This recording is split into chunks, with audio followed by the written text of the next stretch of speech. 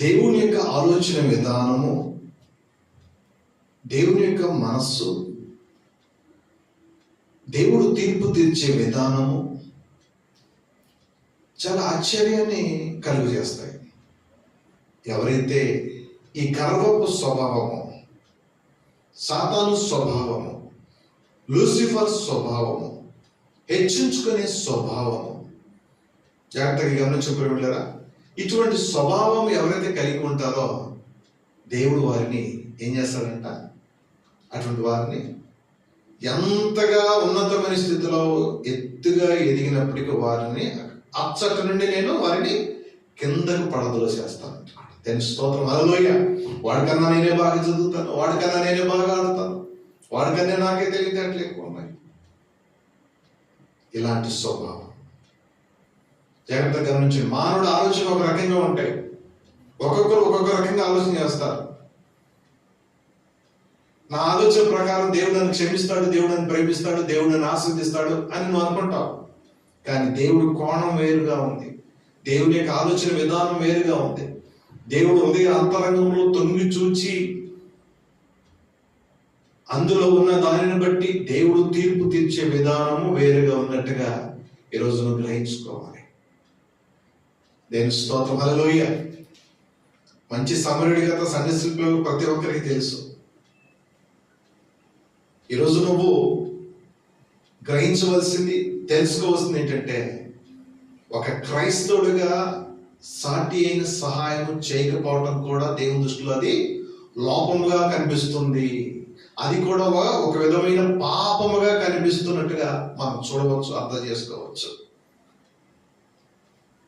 సొంకరి పరిశీలి ప్రార్థనను బట్టి కూడా మనము జాగ్రత్తగా గమనించడం ప్రేమిళ్ళారా. ఇతరులతో పోల్చుకుంటూ జీవిస్తే, ఇతరులతో పోల్చుకుంటూ ఆత్మీయతలో ఏ విషయంలో ఇతరులతో పోల్చుకున్నా, గర్వించిన, నీతివంతులని అనుకున్నా అది దేవుని దృష్టిలో లోపం ఉన్నట్టుగా, పాపంగా ఉన్నట్టుగా మనం చాలా స్పష్టంగా చూడవచ్చు. ఈరోజు ఉపాధ్యాయుల ద్వారా ఎదోమీయులతో దేవుడు మాట్లాడుతున్నాడు. నీ గర్వపు స్థితిని బట్టి నువ్వు ఆకాశంలో ఎక్కడ నువ్వు పక్షిరాజు వల్లే ఎత్తుగా నువ్వు గూడు కట్టుకున్నప్పటికీ, ఆకాశ నక్షత్రములు ఉన్న చోట నువ్వు నివాసం ఏర్పరచుకున్నప్పటికీ నేను నిన్ను అక్కడ నుండి నేను కిందకి పడవేస్తానంటున్నాడు. ఎందుకంటే నీలో ఉన్న గర్వము దేవుడికి నచ్చలేదు.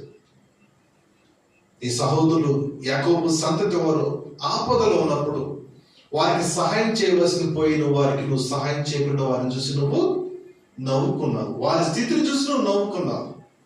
దేవుడికి అది నచ్చలేదు. ఈ రాత్రి వాక్యం నుంచి నువ్వు గమనించవలసిన విషయం ఏంటంటే, నీ చుట్టూ అనేక మంది క్రైస్తవులు ఉన్నారు, నీ చుట్టూ అనేక మంది పొరుగు వారు ఉన్నారు. వారందరి విషయంలో నువ్వు ఏం చేస్తున్నావు? వారి ఆపదలో ఉన్నప్పుడు, వారి ఇరుకులో ఉన్నప్పుడు, వారి ఇబ్బందులో ఉన్నప్పుడు ఏం చేస్తున్నావు? వారిని చూసి నువ్వు నవ్వుకుంటున్నావు. వారికి అలాగే అవ్వాలి. జాగ్రత్త గమనించిన ప్రియబిడ్డలారా, వారికి ప్రార్థనకి రావట్లేదు కాబట్టి వారికి అలాగే జరగాలి అనుకోవడం కూడా దేవుని దృష్టిలో అది ఒక లోపంగా, ఒక పాపంగా కనిపిస్తుంది.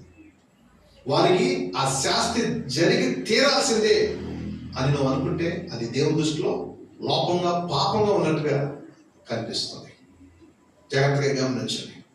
దానికి స్పష్టమైన ఉదాహరణ ఎక్కడంటే, మంచి సమరుడి కథలో నుంచి దేవుడు ఆ యొక్క యాజకుడిని, ఆ యొక్క లేవీయుడిని జాగ్రత్తగా గమనించిన ప్రియబిడ్డలారా, వారిని లోపము, వారిది కూడా లోపముగా ఉన్నట్టుగా, వారిది కూడా అది కూడా ఒక పాపముగా, లోపముగా దేవుడు పరిగణించినట్టుగా మనం అర్థం చేసుకోవచ్చు. దేవుని స్తోత్రం. హల్లెలూయా. ఈరోజు వాక్యం నుంచి నీవు గమనించవలసిన విషయం ఏంటంటే, గర్విస్తున్నావా? ఎదుటి వాడికి అలా జరిగిందని, కీడు జరిగిందని నువ్వు సంతోషిస్తున్నావా? నీ పొరుగు వారికి నీ వద్దకు మేలు, సహాయము కావాలి వచ్చు వారికి నువ్వు కీడు చేస్తున్నావా? వారిని అవమానపరుస్తున్నావా? వారిని సిగ్గుపరుస్తున్నావా?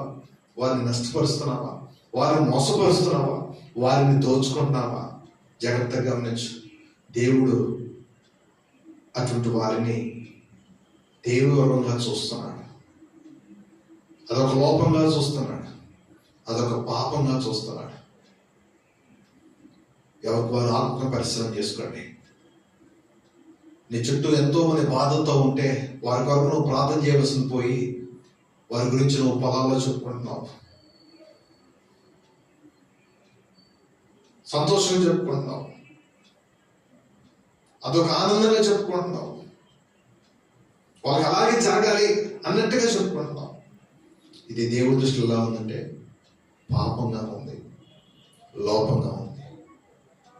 జాగ్రత్తగా గమనించు. నువ్వు మంచి సమరుడిగా ఉండాలి అంటే, నువ్వు మంచి సుంకరిగా ఉండాలి అంటే, నువ్వు ఎలా ఉండాలి అంటే నీ పొరుగు వారికి సహాయం చేసేటట్టుగా, నీ పొరుగు వారికి కీడు జరిగితే వారికి మేలు కోరుకుని, మేలు జరగాలనుకుని కోరుకుని ప్రార్థన చేసి నువ్వు చేయగలిగిన సహాయం చేయగలిగేటట్టుగా నువ్వు ఉండాలి. ఈరోజు నువ్వు అలా ఉన్నావా? అటువంటి మనస్సు నీకుందా? అటువంటి హృదయం నీకుందా? అటువంటి సమర్పణ నీకుందా? అటువంటి త్యాగం నీకుందా? ఇవే దైవికమైన లక్షణాలు, దైవికమైన ప్రేమ, దైవికమైన సహాయము, దైవికమైన ప్రార్థన సహాయము, దైవికంగా బలపరచటం,